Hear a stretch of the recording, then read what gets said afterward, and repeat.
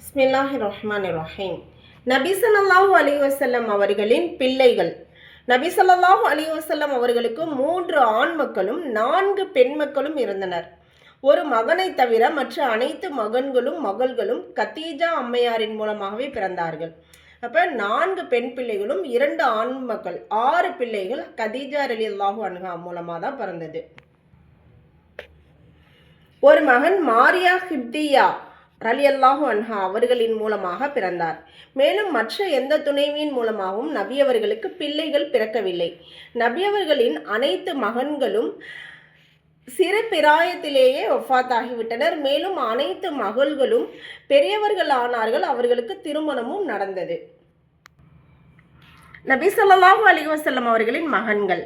நபி ஸல்லல்லாஹு அலைஹி வஸல்லம் அவர்களுக்கு 3 ஆண் மக்கள் இருந்தனர். அவர்களில் இருவர் ஹாசிம் மற்றும் அப்துல்லா ஆகியோர் மக்கா முகர்ரமாவில் ஹதீஜா அம்மையாரின் மூலமாக பிறந்தார்கள். இதன் காரணமாகவே அன்னலாருக்கு அபுல் ஹாசிம் என்ற புனைப்பெயரும் ஏற்பட்டது.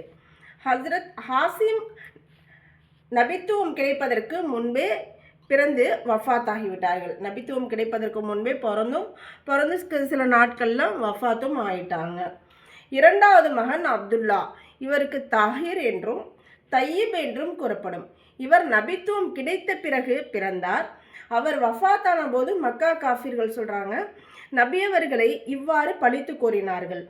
அதாவது, இனி முகம்மதுக்கு வாரிசே இல்லை, எனவே அவருடைய தீன் வெகு சீக்கிரம் அழிந்து போகும் அப்படின்னு. அவங்களாம் என்ன நினச்சிக்கிட்டாங்க, இப்போ ஒரு அரசர் ஒரு நாட்டை ஆள்றாருன்னா அவருடைய மகன் இருந்தால் இளவரசர், அரசருக்கு பின்னாடி அவர் பதவியில் உட்காருவார் அப்படின்னு சொல்லிட்டு வாழையடி வாழையா இப்போ அந்த ஆட்சியெல்லாம் நடந்துட்டுருக்கு பார்த்தீங்களா, மன்னர் ஆட்சி, அந்த மாதிரி நினச்சிக்கிட்டாங்க. ஆனால் இது ஆட்சி கிடையாது, இது ஒரு நுபுவத், நபித்துவம், அல்லாஹ் கொடுத்த வெகுமதி. அது அவங்களுக்கு புரியல. இந்த பழிப்புரையால் நபி அவர்களுக்கு மிகவும் மன வருத்தம் ஏற்பட்டது. அன்னலாரை ஆறுதல் படுத்துவதற்காக அல்லாஹு தஆலா கௌசர் என்ற சூறாவை இறக்கி அருளினான். நம்ம குரானில் இருக்கு இல்லையா, இன்னா அஅதைனாக்கல் கௌசர், அந்த சூறாவை அல்லாஹ் அப்போது இறக்கி அருளினான். மூன்றாவது மகன் இப்ராஹிம். இவர் ஹஸ்ரத் மாரியா கிப்தியாவின் மூலமாக ஹிஜ்ரி 8ஆம் ஆண்டில் பிறந்தார். இவர் வஃபாத்தான போது சூரிய கிரகணம் ஏற்பட்டது. அப்போது சஹாபாக்கள் இப்ராஹிமின் மரணத்தினால்தான் சூரிய கிரகணம் ஏற்பட்டது என்று கூறலானார்கள். இதை கேட்ட அன்னலார் சஹாபாக்களை ஒன்று கூட்டி இவ்வாறு கூறினார்கள், சூரியனும் சந்திரனும் அல்லாஹு தஆலாவின் அத்தாட்சிகளாகும், அவை யாருடைய மரணத்திற்காகவும் கிரகணம் பிடிப்பதில்லை அப்படின்னு. அன்னலாரின் 3 மகன்களும் சிறு பிராயத்திலேயே வஃபாத் ஆகிவிட்டனர். இந்த சூரிய கிரகணம் சந்திர கிரகணம் இருக்கு பாருங்க, இதை சொல்லுவாங்க. அதாவது இந்த நேரத்தில் அருவாள் எடுக்கக்கூடாது, எதையும் வெட்டக்கூடாது, அது பண்ணக்கூடாது, இது பண்ணக்கூடாது, பிறக்கக்கூடிய பிள்ளைங்கள் உச்சமாக பிறப்பாங்க அப்படின்னு. அதெல்லாம் கிடையாதுங்க. இது அல்லாஹுடைய நாட்டத்தால் இதெல்லாம் ஏற்படுவது, இதனால இப்படிலாம் ஆயிரும் அப்படின்றது நம்ம கூறக்கூடியது.